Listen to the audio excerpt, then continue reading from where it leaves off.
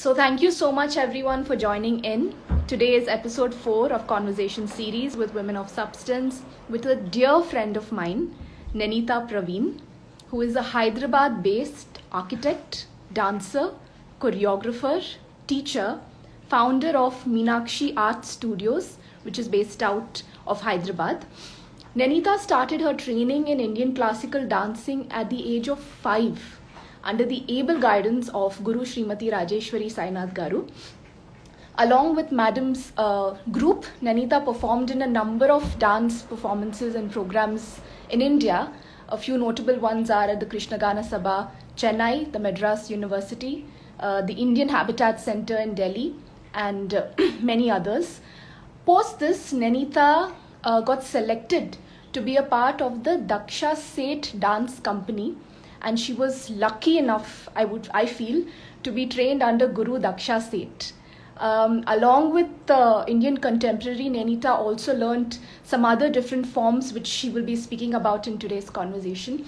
And along with the group, the company, Nenita traveled to a number of places. She traveled to Singapore, she traveled to the UK, she traveled to Paris, and she led the group, the dance troupe, at a performance in the India-Japan Summit, where the Prime Ministers of India as well as Japan were a part of the audience. Besides all of this, Nenita also is a yoga enthusiast. She works as a freelance yoga instructor in the city. Nenita also has a bachelor's degree in architecture along with a master's degree in Bharatanatyam from the Madras University, Chennai. So this is just a brief introduction to Nenita, and thank you so much, Nenita, for being a part of this series. I'm really excited to start our conversation. So, Hi, hey, Amy. Nenita, how are you? I'm good. How are you? I'm good. You're looking great. I love the hair. Thanks. Sorry. Am I clear? Am I fine? I can hear you fine. Your video is a little blurry, but I can still see you. So, Okay. Okay. I'm fine. Oh, thanks. Thanks for about the hair. You look great too. It's so nice to see you. it's so nice to see you. Yes. Yes. How's it been? How has 2020 been for you? Um, Fantastic. I mean, I'm actually a little, when people ask me that question, because the popular opinion is how it has been really down for them, right? Like, in the sense that, of course, staying at home and all of that, but it's actually been pretty great for me, in terms of, it's like I needed this pause. I needed this pause for myself to sort of tell myself that, you don't need to run around so much. Before this, I was constantly working and working and working and without stopping. So really needed that pause. Right. And it helped. It really helped. Yeah. It's great that it's helping you and you've gotten the break that you needed Thank for a you. while now. So, Yes. Nenita, How was it for you? sorry. How was it for you? It's been great, and I think all of y'all are really helping me get through this Yeah. quarantine, because the conversation series wouldn't have happened if y'all didn't agree to be a part of it. So thank you so much for that. Pleasure is all Nenita, ours. I'm going to start off with a question Sure. about Yes. dancing. I mean, you started at 5. Yeah. Please tell us Yeah. about how that happened. I mean, I'm assuming you didn't know what was happening and you were just put in class, or did you know? How was that? No. No. So in fact, even before I actually understood I was going to dance class, my mom had a teacher come home. So technically, I began learning something related to Bharatanatyam at the age of 3. That Really? was, yeah, Wow. yes. I used to have a teacher come home. I can't remember her name. Maybe it was because I really don't know why. But after a point of that, like after I think 1 or 2 years, I kind of didn't like it. I didn't like learning from her per se. So my mom then took me to ISKCON temple where one teacher used to teach there. Her name is Geetanjali. Okay. And she was, I think, 22, 23 at the time. That's around the same age I started my own institute and teaching and all of that. But so it was interesting. Like that is where I think the art really started flourishing for me.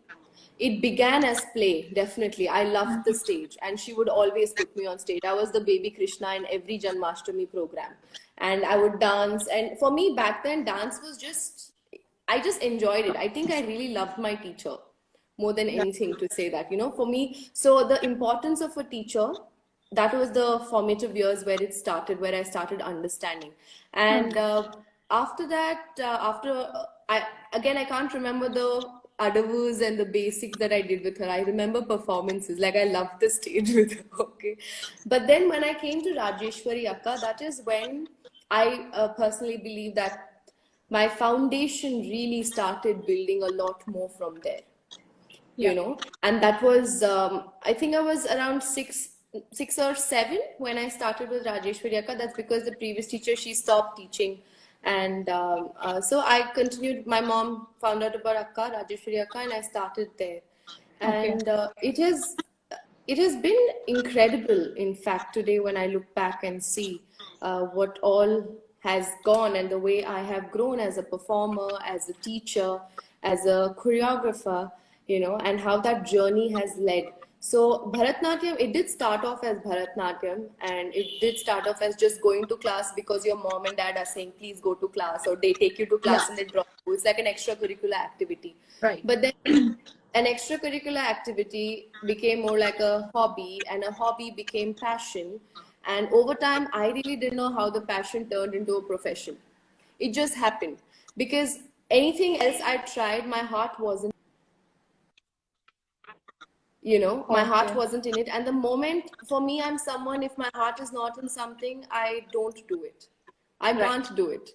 It's like I'm being untrue to myself, and that is something I refuse to be. So that is how my journey sort of began, and it came to what it is now. Right. So you're telling me that you kind of knew that dancing was something that you wanted to do with your life when you realized it's your passion. And was that the reason why you switched from architecture to being a full-time dancer? Well, honestly, I think dance was fun. Dance is really fun. I didn't see, because when I see, usually when you see, like I've seen my parents, I've seen my dad really working all the time, and to make a living and all of that. So as an adult, you end up doing that. You make a living, right? So when I made a choice to get into dancing, it was not with the idea that I'm going to make a living through this. It was more like I enjoy doing this, so I'm going to do this.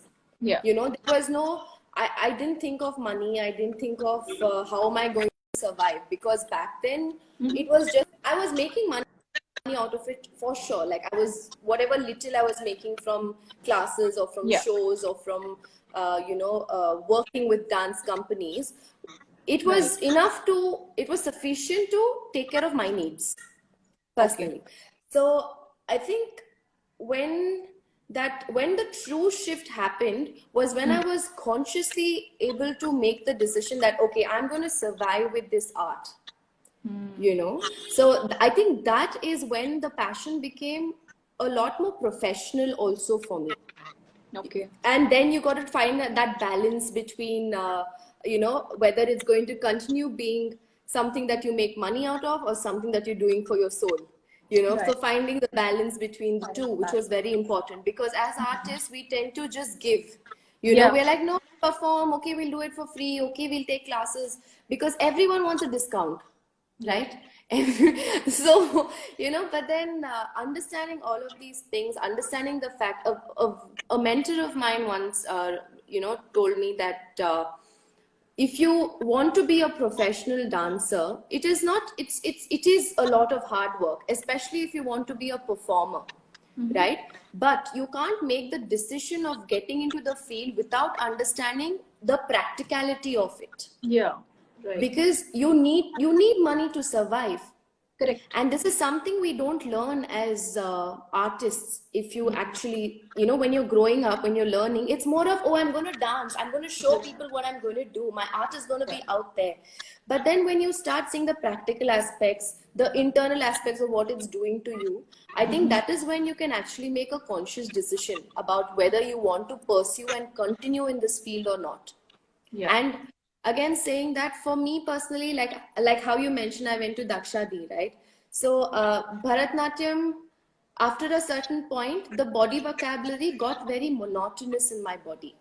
You know, it became something that was, my body understood it, my body did it.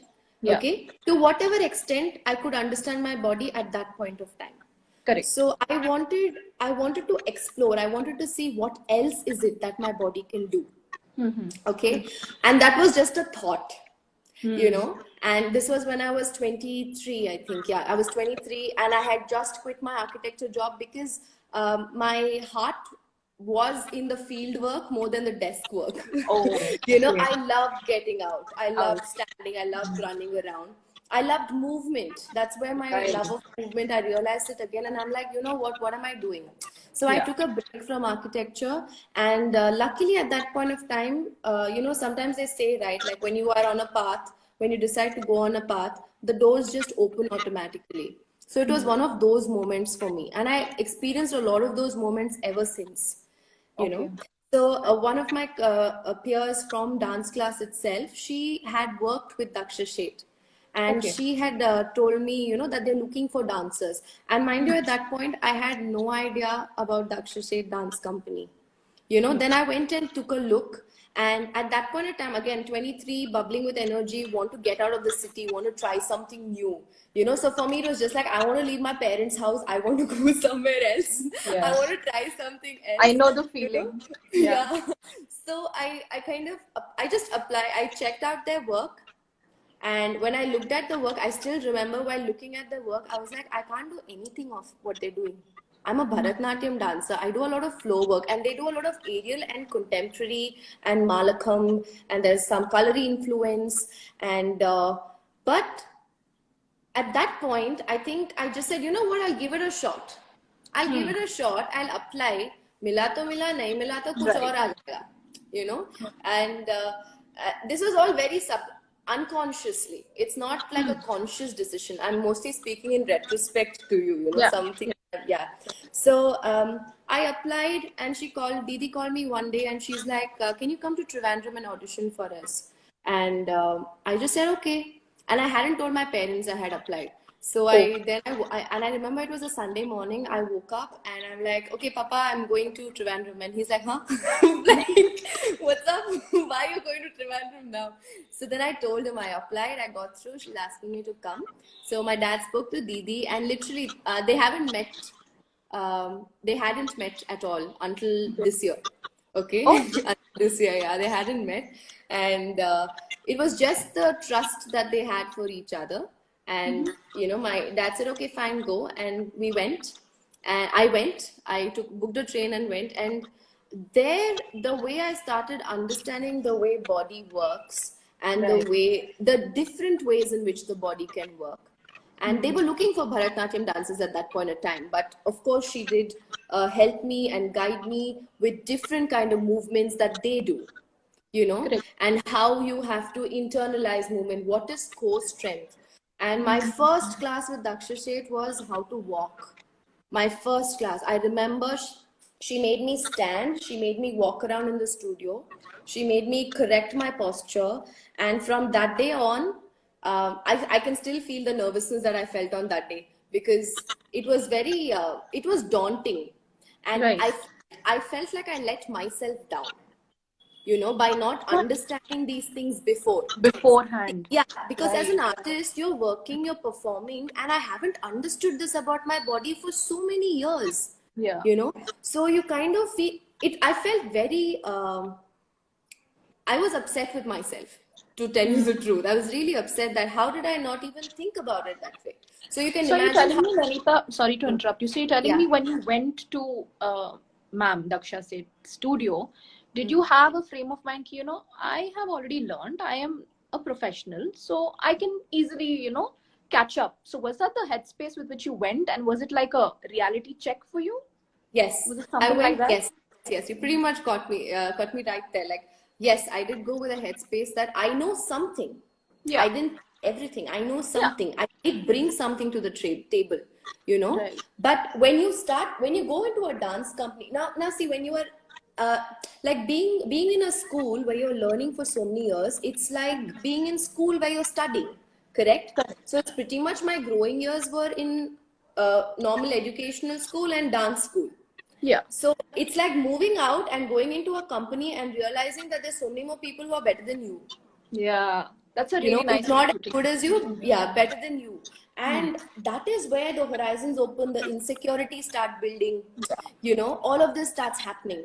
How did And you deal with your insecurities when you were there? Because I'm assuming that the people around you have trained in that, yeah, style, and they were probably yeah, ahead of you. So how did yeah. you deal with that emotion?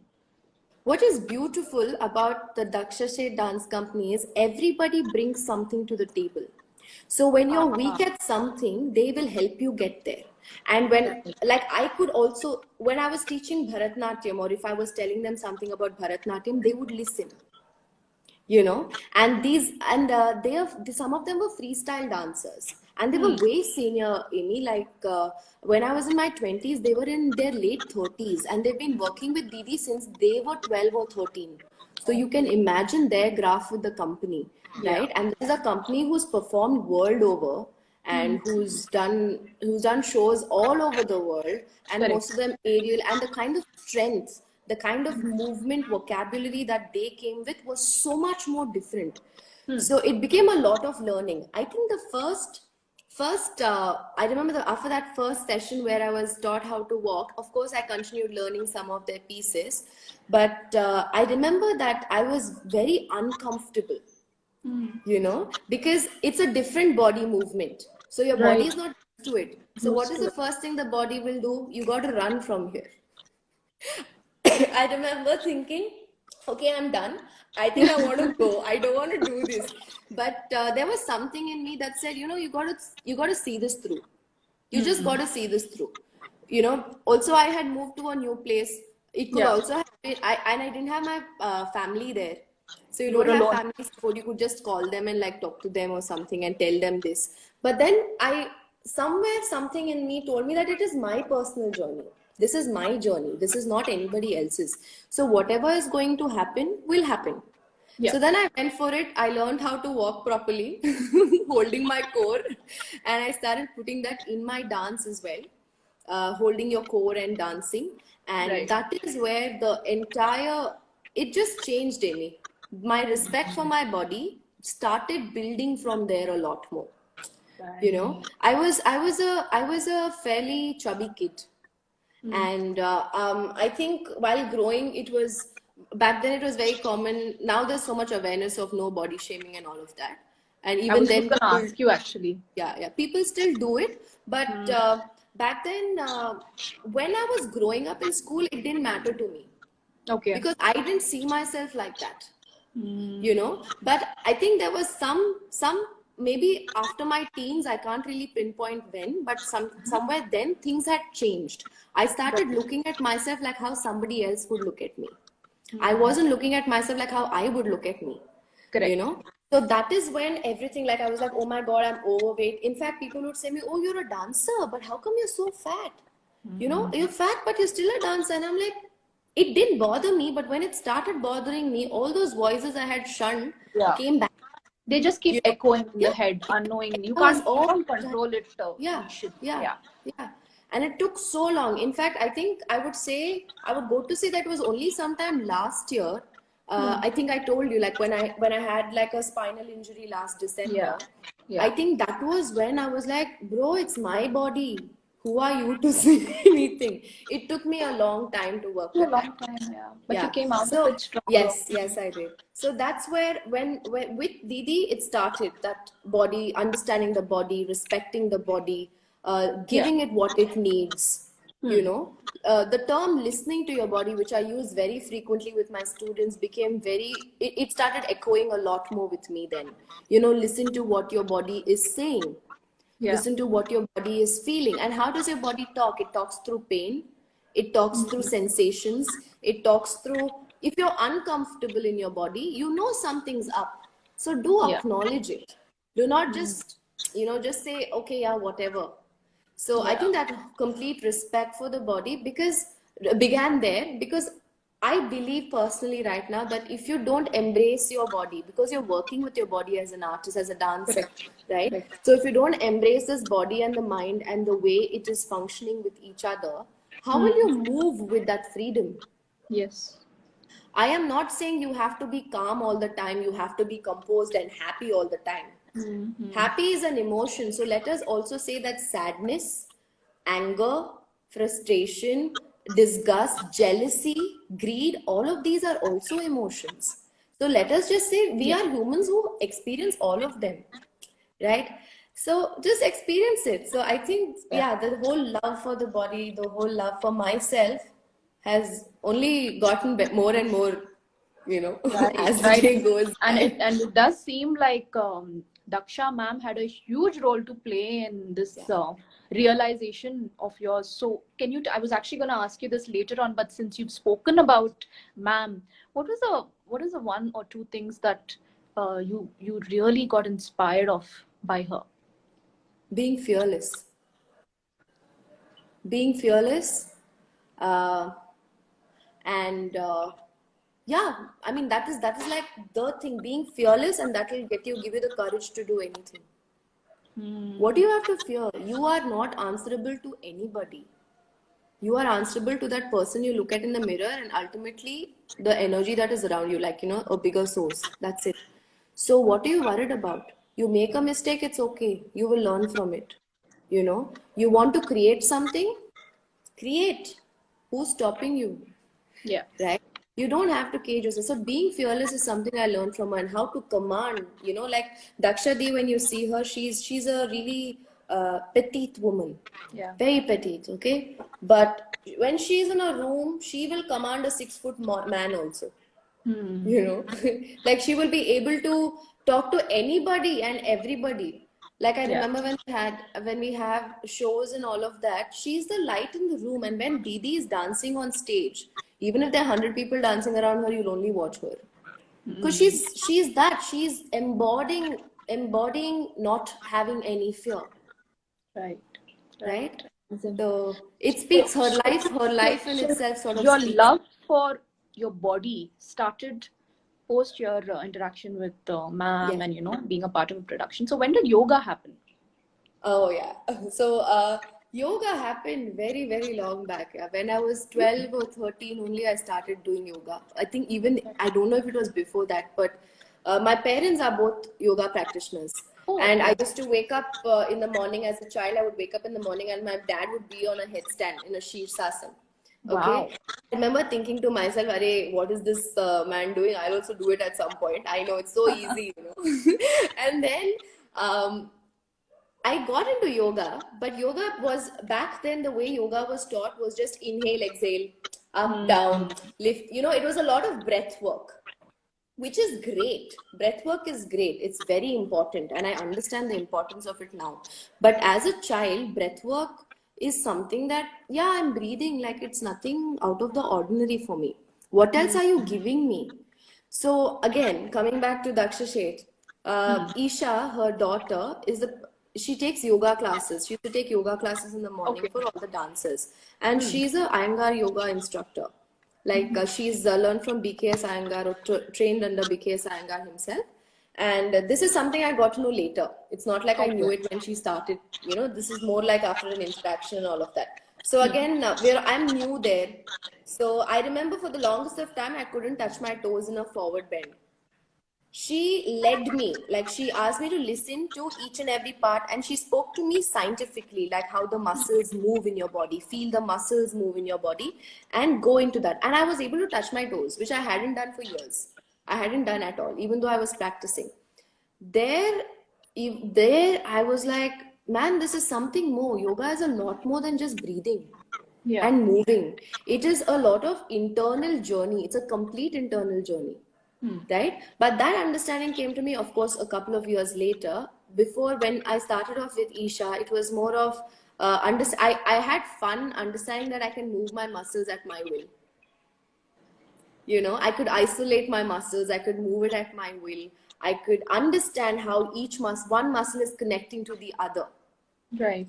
How your shoulders are connected to your hips, how Hmm. your how your core can be needs to be engaged, and how just a core engagement can make you do so many things with so much more ease. Right. So Right. the love for yoga started there, and I started exploring it slowly on my own. And then I Mm-hmm. did a teacher's training course, Yeah. which was more for my person, like for me to understand my own body and see how much more I can. I'm someone who likes pushing myself, Hmm. to see how my body can work to a certain limit. And yeah, so that's how yoga happened, and I continue doing that. I currently don't take any classes unless it is very like it's become for me. I've taken yoga and made it just for me. Like I'm not giving it out to people. I've become a little selfish with it at the moment, because I also taught a lot in the past 3 years, Right. a lot Right. of classes. So right now it's more like a self energy, and yeah, Yeah. that's the thing. That's how yoga happened, and that's how it continues to be. And I Hmm. see yoga is like it's a balance to my dance. you Yeah. know it's a yin and yang equation. While yoga gives you that stillness and that focus, dance gives you that dynamic nature. So so it's like it just calms you down. Yoga really calms me down. Yeah. Right. Right. Yeah. That's lovely, Nanita. Thank So when I was thinking about the series, no, like the reason why I wanted to have you was, of course, because you're a brilliant person, but the thank you. fact that we met. Do you remember how we met? Yeah. So we met when we were what 15, 16, and I Yeah. was dancing with a common friend of ours, Ashrita at Yeah. HICC. Yeah. And this lady who was doing the Natuangam sitting in the orchestra was also a 15, 16-year-old, which was Yanita Yes. Praveen. Yes. So I think in retrospect, we were pretty cool at that age, yeah? Oh, thank Collaborating with live music and dancing, don't you think? Yeah, I mean, I guess. I mean, see, I just jumped at every opportunity, Amy. Any opportunity that presented itself, I would jump at it. I would go do it. I would go try it. And I'm still like that. I'm a Yeah. very, but yes, of course, with age and the understanding right now, I'm more calculative, a little calculative, I would say, to what I'm taking and where I want to invest my time, you Yeah. know.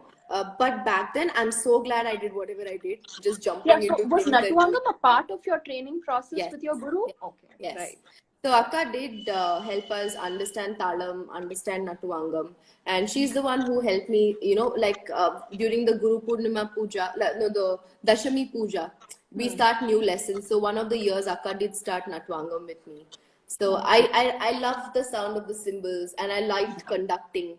So I think yeah. that's how it happened to be that I came and Yeah. conducted for you all, and Yeah. yeah, it was fun. It was, and then I think many years later we met with our students, and then we had a show Yes. together. So Yes. that was wonderful as Yeah. well. Yeah. And So another thing that we have in common, both of us had a Ranga. Another thing we had in common was hmm. both of us gave our Ranga Pravesham in 2004. Oh yeah. Yes. So tell me about that Yes. experience. How was that? Were you as clueless as me? Rangapravesham. I was clueless. My body was doing everything that it's Yeah. supposed to do, but my Yeah. head, I was like, I have no idea what I'm doing.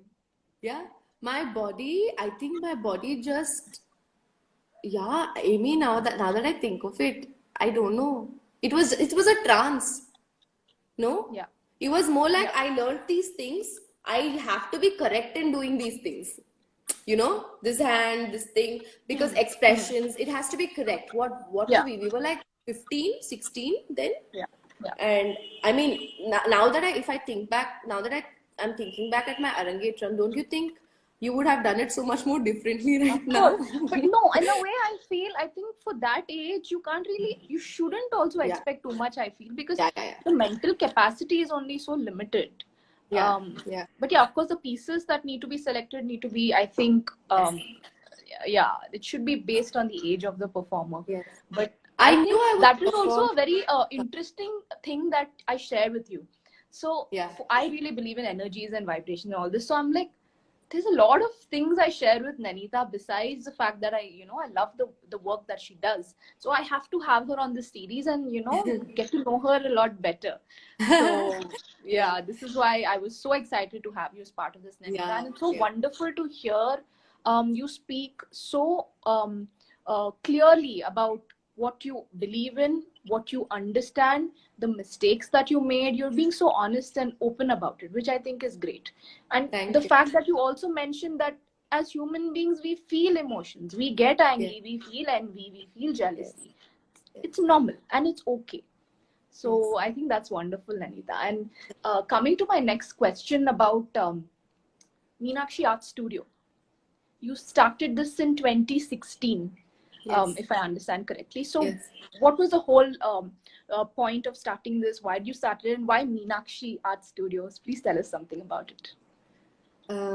So in 2016 was when I think by the end of 2015, early 2016, I had decided to come back to Hyderabad from Trivandrum. Oh, So okay. it's you say that every journey has an ending and then it begins into a new journey. Hmm. So I had this feeling that when I was there with DSDC, the Akshay Dance Company, after a point, it felt so. This is what I feel. Okay, before I leave a space, or I'm not breaking ties, mind you. I'm leaving a space because my journey there in that particular space for that because I was living there, right? Correct. I was living there. So that learning I felt was kind of done. Hmm. A certain kind of learning, it felt like it was over and it was like a thing that said, okay, I got to move out from here, Hmm. and that is when Didi, in fact, the day I was thinking this, Didi spoke it. She spoke to me and said, Nenita, I think it's time for you to go back. And Wow. that is when I was like, when I thought it and she's saying it, it means it is meant to be. Like, Yeah. it's a sign, clear sign. So I said, yeah, Correct. Didi, I mean, I have no problem. But I Hmm. continue to be a freelancer with the company and we continue to go to Trivandrum and rehearse and all of that. You know, Okay. I'm just not staying there and, working there. I'm traveling back and forth. But that's when one of my classes with Didi, because she used to correct my Bharatnatyam also, Amy. She would take her time, she take time out, and she told me a few things. Okay, she's a Kathak dancer herself, and who broke out from Kathak to again. She wanted to explore her body vocabulary, and she went to into multiple art forms, martial art forms, and came Right. and created what she created now, what she continues to create now. So when she had told me when she was helping me with my dance and all, she said, don't stop practicing your basics. Always, always, always, no matter what you do. You did Yeah. Bharatanatyam for so many years, continue practicing your basics. Correct. What you do with it, how you make it, how you evolve with it is different. But your Yeah. basics are your basics, right? And also, I remember her telling me once, because over there I used to teach two girls, two sisters. So as part of the company, I used to take classes for two girls. And Didi, I think, saw me during the classes and she said, you have a very good eye for understanding the body and helping people learn. I think you should continue, because before that I was teaching at our sacred space and then I Yeah. quit and then I Yeah. moved and I came back, Yeah. and then I was like, once I came back, it was like, yeah, of course, I knew I'm going to begin.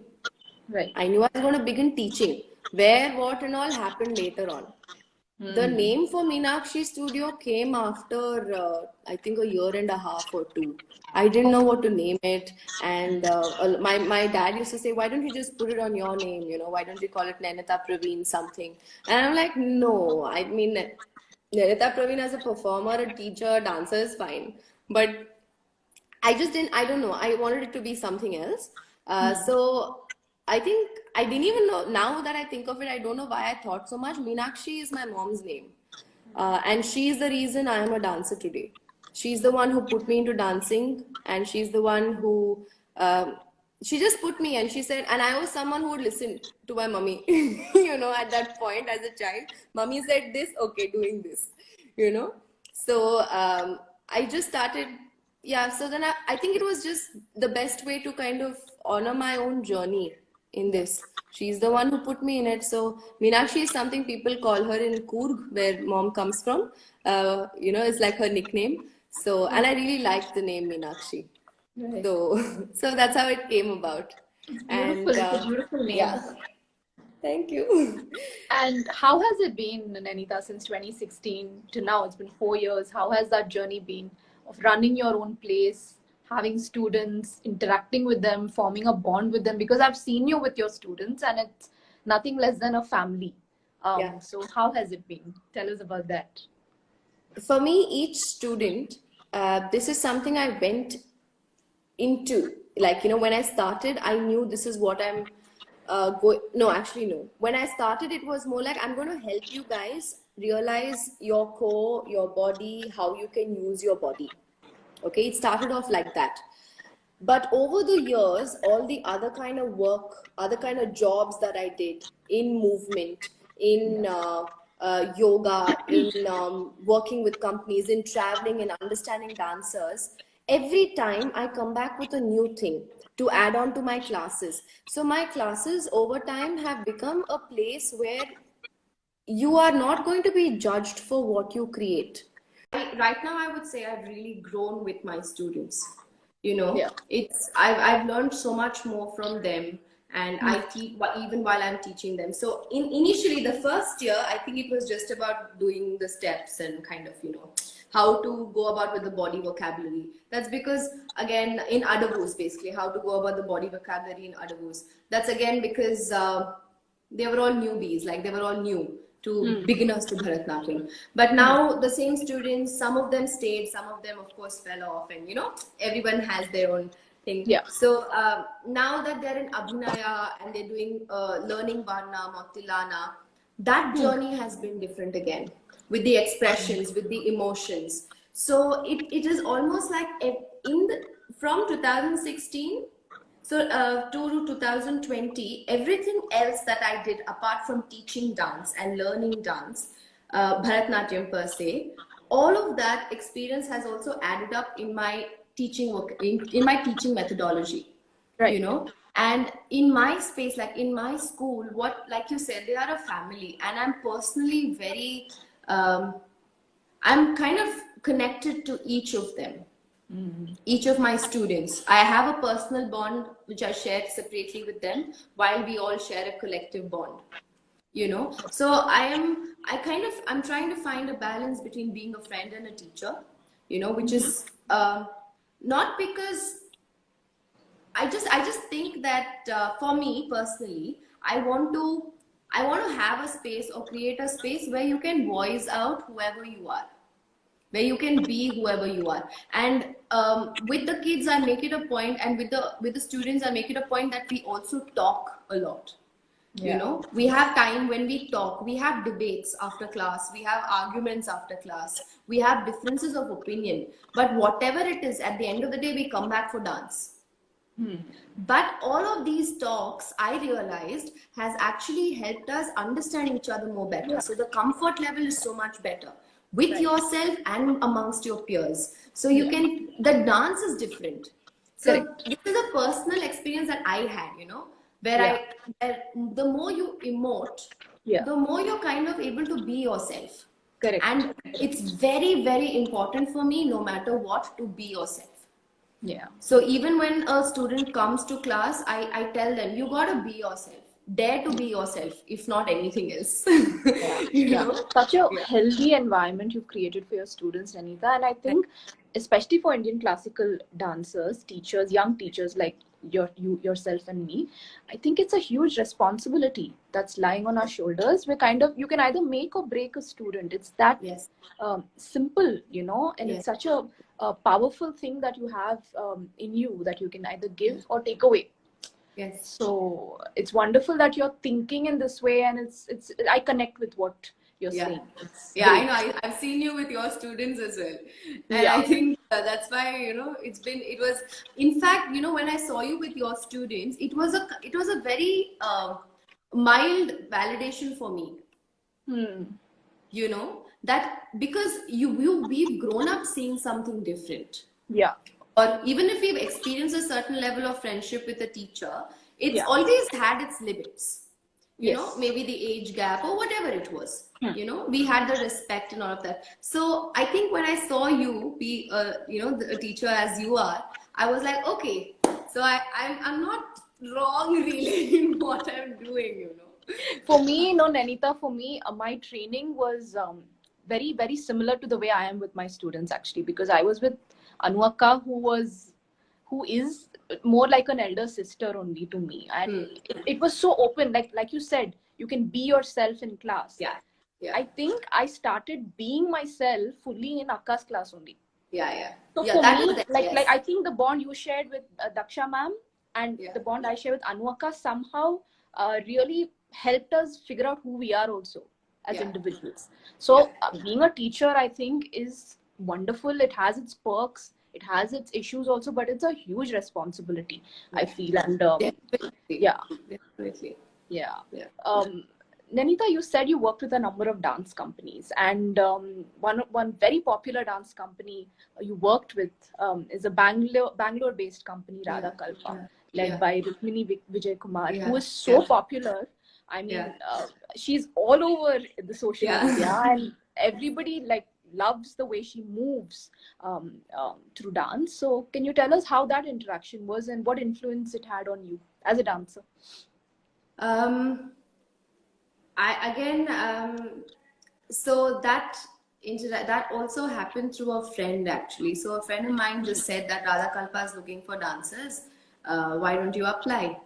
And I'm like, okay, I'll apply. I went for the audition. I got through, and it was a 6 month 1 second, time. I'll just stop you there. I applied, I went for the audition, I got through. For people who are watching, it's not that simple. She's just making it sound very like, A plus No, B plus because C is equal to this, but it's not. Continue, see, please. Amy, it felt like that, you know. It just felt very. It felt like it was a natural flow. It's not something I was like I want to work with her. I want to do this. You know, Okay. I didn't have any of that because I don't know, maybe I was very ignorant to what was happening. I could say I was very ignorant to what was happening around in the dance world also. I was happy in my world. I you know, but saying that, of course I heard of her. Of course I've seen her work. And in fact, yeah, so this friend of mine, when he sent this, I said, yeah, okay, it was exciting, definitely exciting. And it was exciting to get through also, you know. So, but then it was a 6 months time frame where I was shuttling between Hyderabad and Bangalore. So weekdays I would be in Bangalore, weekends I would be in Hyderabad to take my classes. And this was in 2017. So I think from Feb to July. And as it was a short time frame and we went for a specific project, the interaction was more during the dance hours. You know, it was more about the choreography, like she was Right. choreographing and us moving. So it was very interesting to know that somebody in Bharatnatyam is doing something like this the way she was, you know, in terms of movement, in terms of, because I had done whatever the kind of movement, the kind of, not movement, the kind of spacing choreography or the kind of spatial use that Rukmini Vijay Kumar uses in her group choreographies. The methodology was pretty similar to what Daksha Sheth also did, so I could kind of connect there, Right. you know. But the fact that you're doing it in Bharatanatyam, the fact that you're pushing your body in this frame and trying to understand the different things that your body can do, I really enjoyed that, you know.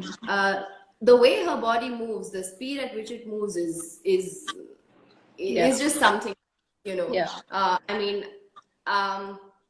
it's incredible to watch her do it in front of you, to watch her dance in front of you, and the way that the thought, the mind of the person, you know, like she's completely immersed when she's choreographing. She's immersed in her art. She's immersed in that space. She's immersed in that character. So it was beautiful to see that. And also the way she interacted with the dancers and the way she, the dedication with which she worked on that production. And finally, when it came to the sets, because the Dark Lord, the first edition that I was a part of, the set was massive. It went into the audience. Cool. The set was as such. So it was incredible to see that, you're breaking certain barriers. You're breaking certain norms that maybe people said you shouldn't be doing, So I think that courage that a dancer needs, that dedication, that she's extremely dedicated, extremely hardworking. And I recently remember texting her and telling her that, that's something that really inspires me from her. From get-go till, it's dance. It's the way that you just stay in it. I mean, it's hats off. So that's what I took back from that, that dedication, that immersion in the art.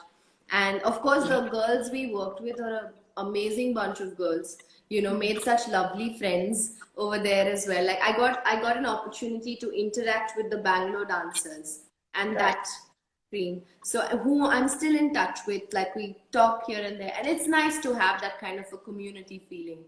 And that experience also gave me an opening into the Bangalore community of dancers, as opposed to Hyderabad. Like in Hyderabad, How different is it, or how similar is it, Nanita, if I may ask? How they're very. I found that they were very close knit, in the sense that they were, even though they came from different schools, there was a kind of friendship, a healthy competition, which was quite apparent. It's like you are doing your dance, I'm no one to judge you, I'm doing mine. Right. And collaborations are very common there. I would just call, you could just call and say, hey, I want to collaborate with you, and then they'll figure it out, right? Like, so that is something that Hyderabad lacks. We are, I don't know why group work is seen as something that is good there. In Hyderabad, I don't kind of see that. Like personally, in my experience, I felt that even if it's a group, it's either with your students or with like, I don't know why there's a singled out thing, that there needs to be one dancer who's standing in the middle and then there is something around. Like that is a concept that I understood it for a while, I adhered to it for a while, but my choreographies have kind of evolved from there. Like I think as a group you need to be strong no matter what. Correct. So I think the dancers there, I felt, were a lot more friendly with each other, a lot more forthcoming with each other. They would share ideas. They would share ideas. Like any ideas would be there, and they would share their own experiences. So that is a big thing when it comes to this field. Yeah. Right. So, and I think through the Daksha Seth, the company, as well as Radha Kalpa, you traveled to a number of places. You traveled within the country as well as outside of the country. yes. So I actually asked this question to Pujita also yesterday. So when you perform on different stages for different audiences, how is the response you receive from different audiences, and what do you feel as a performing artist when you're on different stages? How important is that interaction with audience? How important is the venue? Or are you a type of dancer who just does her job irrespective of where she is? Or does it vary? That's a nice question. So with Radha Kalpa, I performed only in Bangalore because it was just one project. But we had 6 shows back to back, so it was a weekend marathon. 6 shows back to back. Yeah. So the opening was on Friday night, and then Saturday we had 2 shows, and Sunday we had 3 shows. So it was quite fun. It was really. You're saying Sunday 3 shows. So how does that work? Like a morning, afternoon, evening. It was like dancing all day. You're performing all day. Yeah, performing all day. And the same thing, but you feel so different after each performance. So that's what I'm asking. So it's different for you, even when you do the same thing. Yes, if you do the same thing also, because performers, I also personally believe that you take something from the audience. The audience gives you an energy.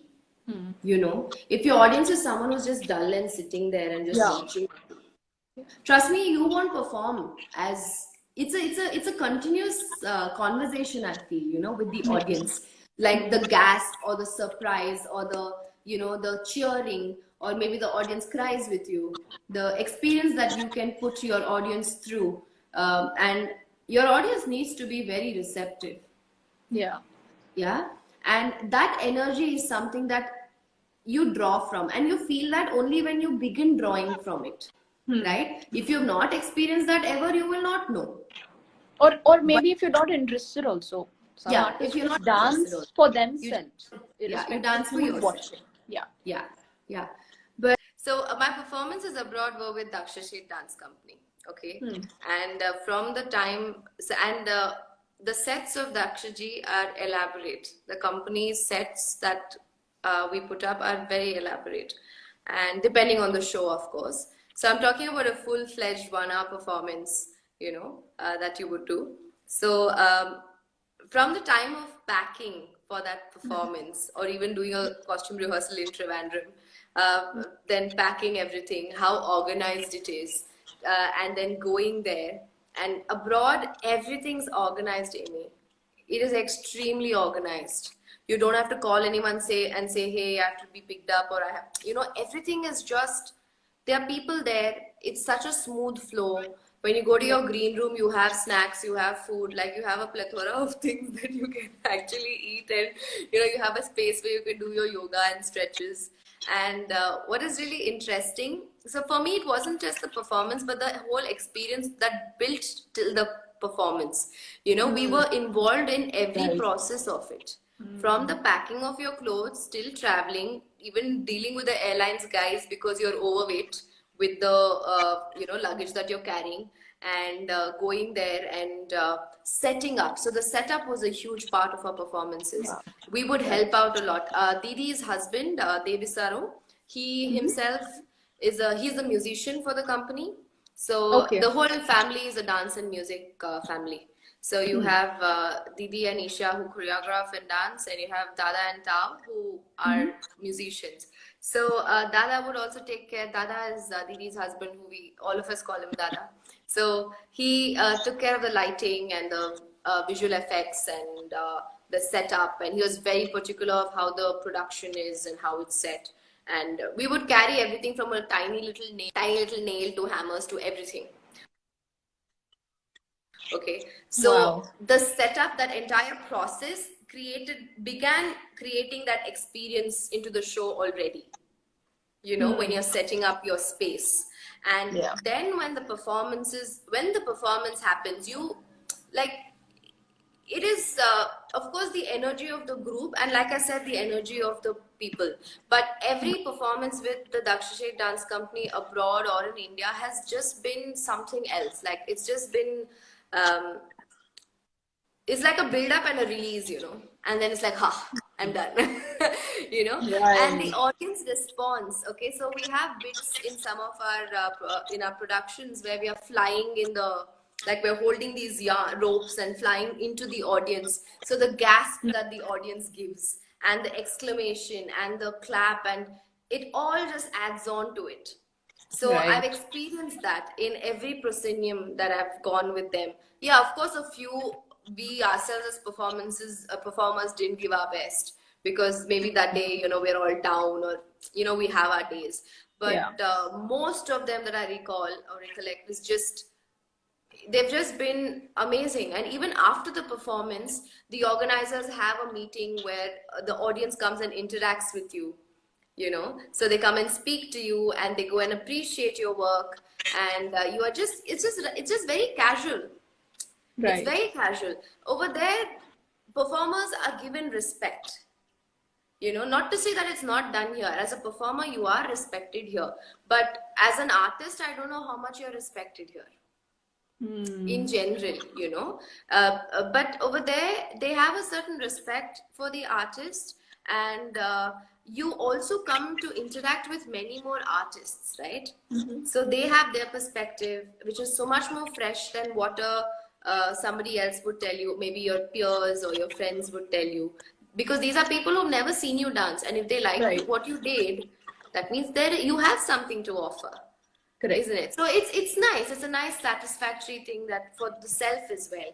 And Right. what I really enjoy, or what I really appreciate, or maybe this is the quality of audience is much better, maybe, because they pay and come.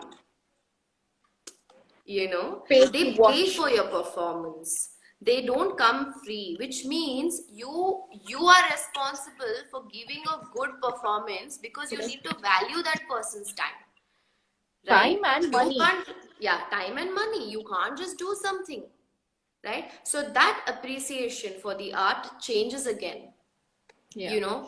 where see, I have been one of those performers who said money doesn't matter, but money does matter. It does. Yeah, I have at one point, this is when I, of course, like long years back, I would say, but I think it adds on, it adds value, it is something. Okay, Yeah. so the quality of audience is very different, Amy, in my experience. And they're extremely vocal about what it is. If it is good, they'll tell you it's good. If it is bad, I'm sorry, you'll get it directly from them. They're pretty much Because they're like that. paying, no? They're paying to Yeah, watch. they're paying. Yeah, yeah. So they value themselves also, don't they? Yeah. They value Right. themselves. Also. Yeah. Correct. Amazing. That's so when you perform with your students now, Nanita, you're taking the role of, for example, you're the Daksha D of your group, if I may say so. So how is your thought process, and how do you think, like, for example, when you put up your production, a fundraiser for the floods, the Kerala and Kochi floods? So how was your thought process when you're thinking of it, the process of choreography, the idea of how it's going to look on stage? So how was that journey of yours when you were thinking of putting it up as your production, Nanita Praveen Presents? So for the Conscious Child, when we did that project, it was a 4-minute piece only. Okay, 4.5-minute piece, but I was extremely nervous, because again, it was one of those experiences where I felt out of my element because it's a new element that I was coming in touch with. That of a choreographer, I've choreographed on myself as a soloist, but choreographing on a group, especially an experimental piece, which is not particularly where you're trying to stay within the frameworks of Bharatnatyam, but the music is not really within the frameworks of Bharatnatyam. How do you break away from it? How do you make it seem? You need to tell a story which is understandable to children, because there are a lot of students in the audience, children and parents, their parents. So how would you make it simple? You need to make it simple. So I think with all the experience I had with Didi and with Rajeshwari Akka and the way they have handled their choreographies, that is where I drew my initial strength from. Right. How my teachers did it. Correct. And then from there, exploration of space and all was pretty natural to me, because I enjoy exploring space.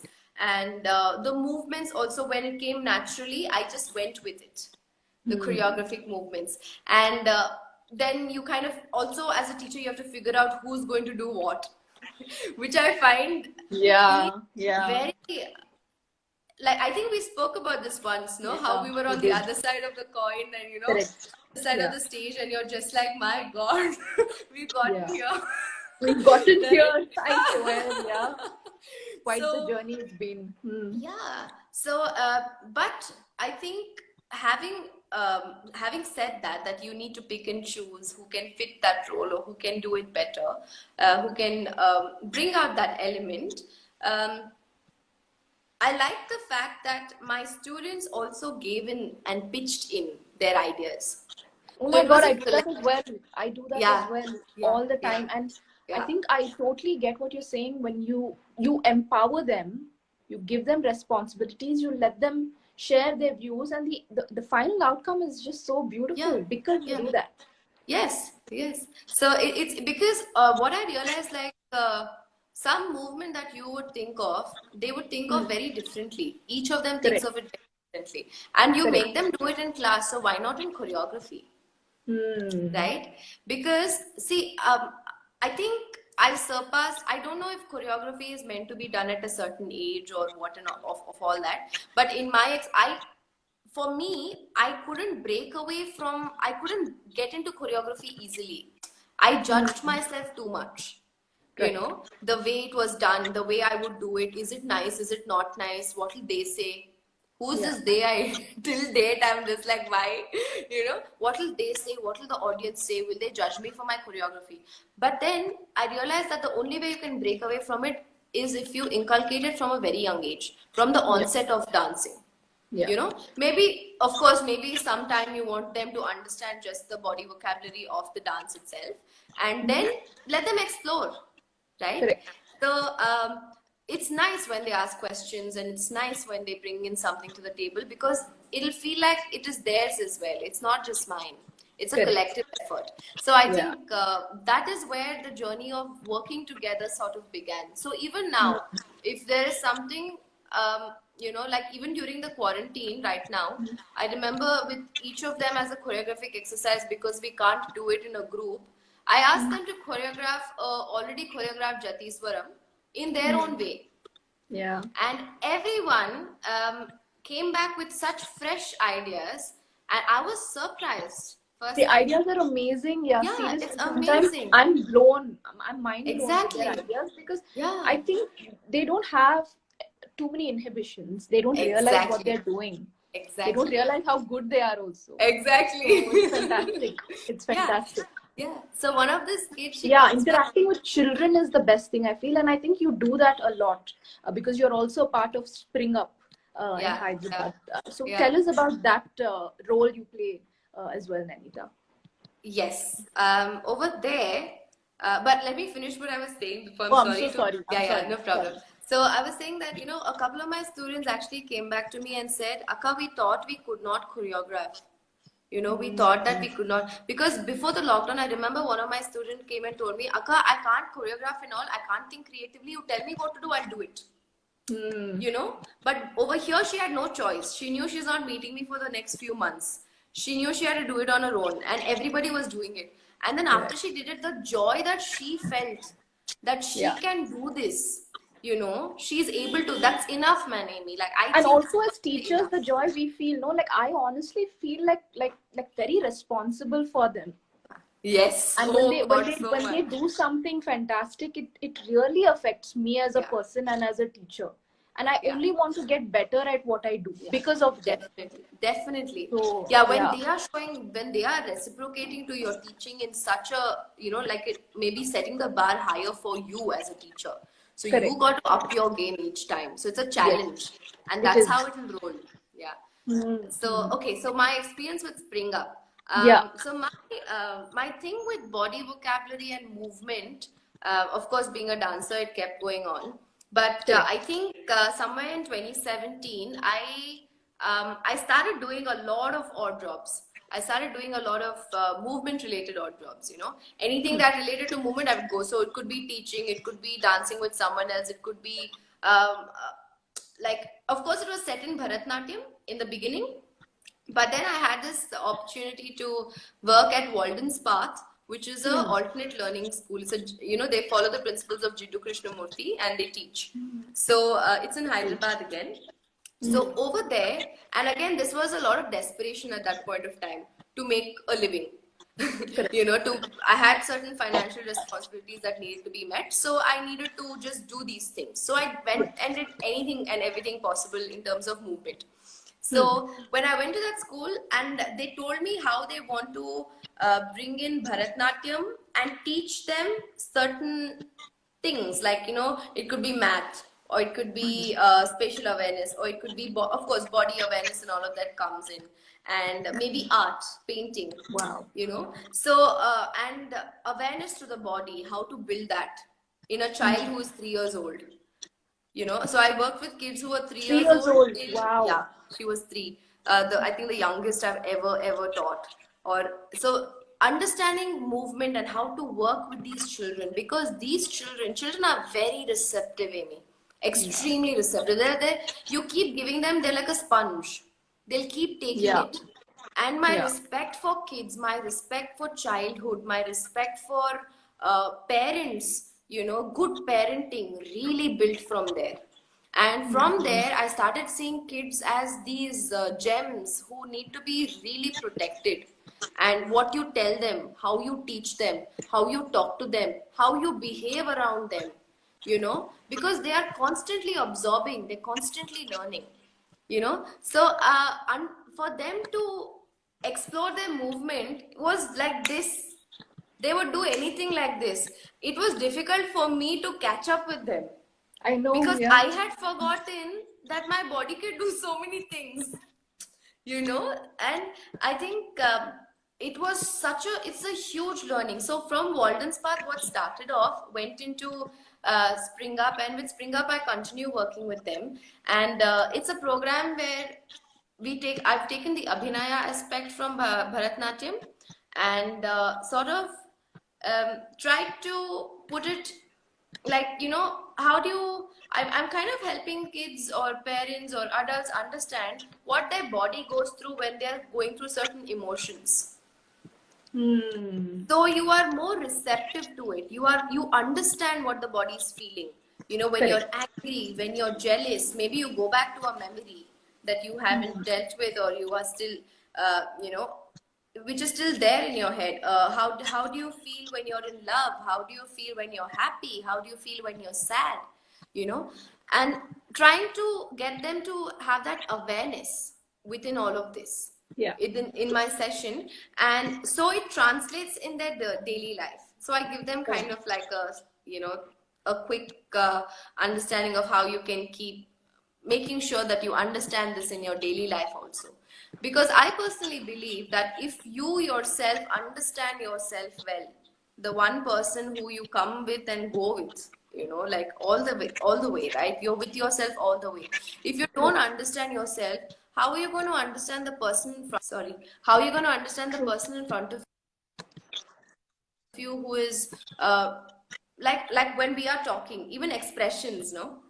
You need to be receptive to them. If someone is sad or someone's had a really bad day and you've had an extremely good day, you can't barge in and not understand the mood. You need to understand the mood. Of course, you want to share your happiness, but it's usually nicer, like, maybe the other person needs you more than you need the other person on that day. Correct.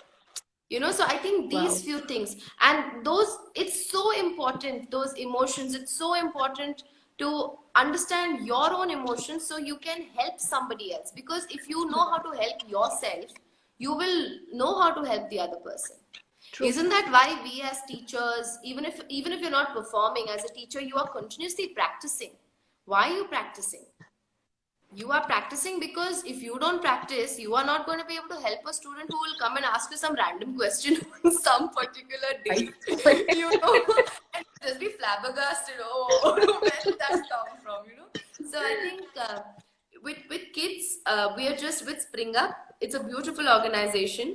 They do leadership programs through art, through music, through speaking out. So how to inculcate confidence, how to be able to understand yourself first. So I kind of do it with movement because that's the language I understand most. Oh, that's so interesting, Nanita. Yeah. I mean, this sounds wonderful. I can only imagine how effective it must be for the students learning from you. Thank you. It is. Any I message get to a lot teachers, of... Nanita? Sorry? Any message to teachers, since teaching is such a huge part of your life and you feel so passionately towards it? Any message to teachers, not just teachers of dance or teachers of art, but teachers in general? I think as teachers, we need to understand that we play a very, very important role in a kid's life or an adult's life or the student's life. They will take your word at face value and they will take it. It's theirs. They will take it. They will not question you. Some of them do question you, but don't be upset that they question you. You will actually learn a lot more. So I think as teachers, more than just giving, we also need to be open to receiving what the student is giving. True.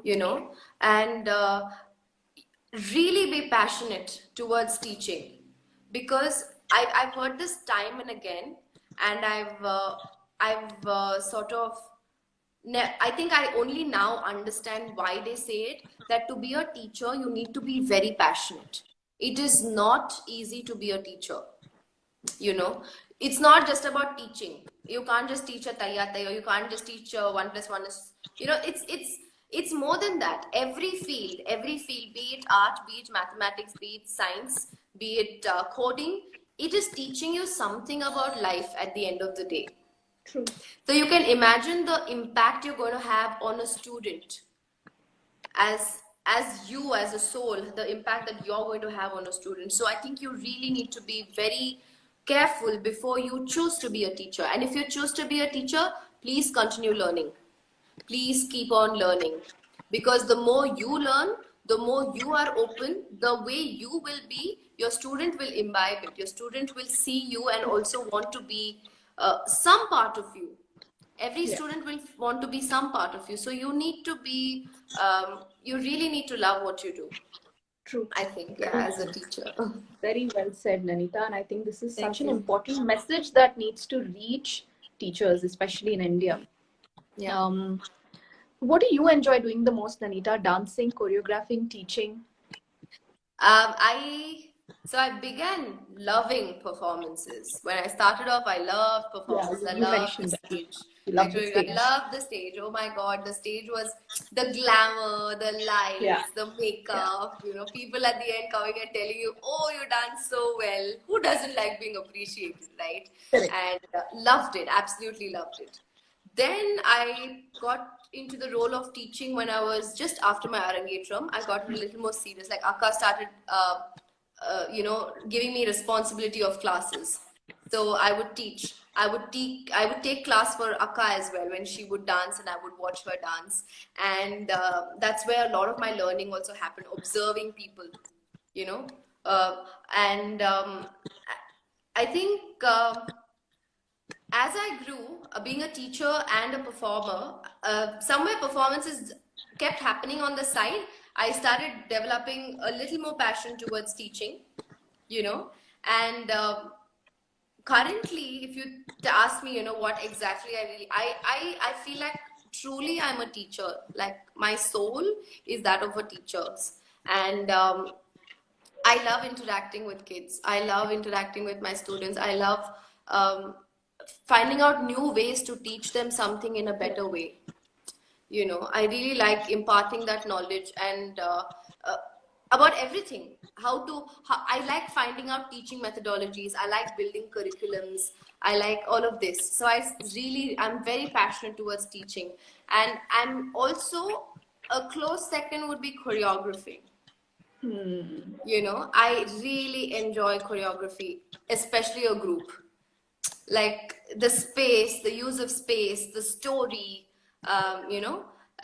because this is the experience I've had. I haven't performed a lot of Margam solos in my career, but I've done a lot of group performances, and I absolutely love working with groups. So yeah, but teaching, hands down, yeah, like I really enjoy teaching. Amazing. And it's so wonderful that you're so passionate about it. Thank you. Thank you. Nanita, you recently got married. Yeah. And Yes. yeah, why do you laugh?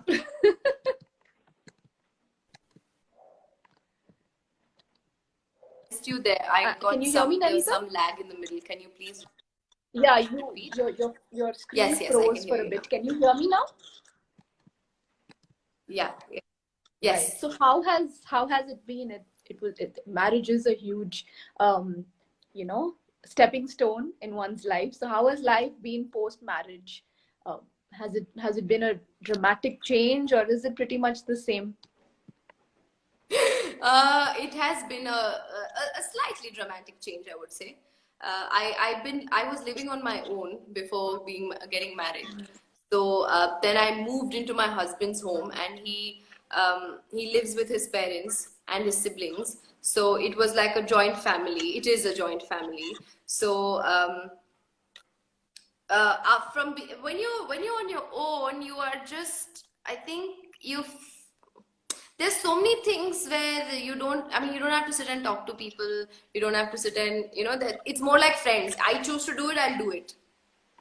So it is like that. But then you got to get used to family dynamics once again, because I know how it worked because I lived with my parents before that. But it's just that a good few years I was on my own. So I loved my space. But when it comes to a marriage and you're sharing a room with another person, I think we had a lot of, in the beginning it was a lot of, oh God, I didn't understand why I'm so irritated with this person most of the time. Sometimes I'm just like, why am I so irritated? But I realized that it's just getting used to another person in your space. And for him, he had to get used to me in the space. But being married to someone like my husband is it's a blessing for me, honestly, honest to God, because he being an artist himself, he's also an artist himself, and both of us understand each other's work, understand each other's faces, understand the need for independence, that both of us have. And what is most beautiful is we let each other be. And the fact that I have somebody to talk about art with at any time in the day. I think that is, I would not exchange that for anything in the world.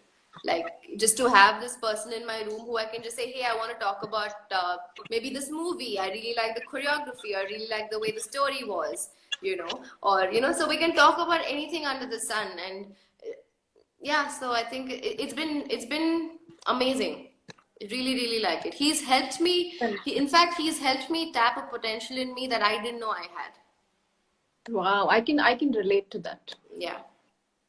So I think it's so important to have an understanding partner who makes you better as a human being. Yes. And who kind of brings out things in you which you never really realized you had.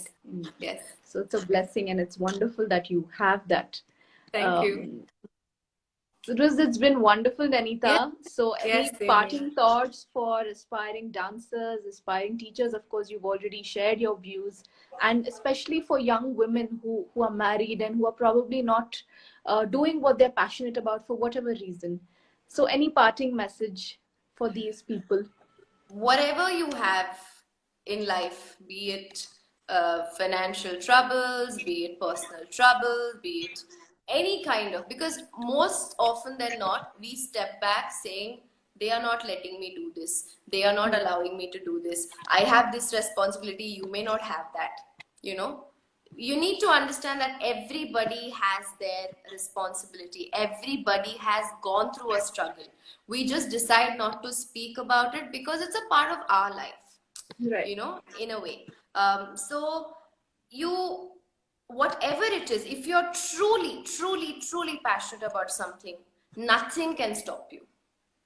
You will find a way to do it. Like, I think being an for example, I was an architect. I still am an architect with a degree. I worked for a while, but when it came to dance, the passion I have for dance and movement, that is the only thing that helped me sort of build my own career and build myself financially also.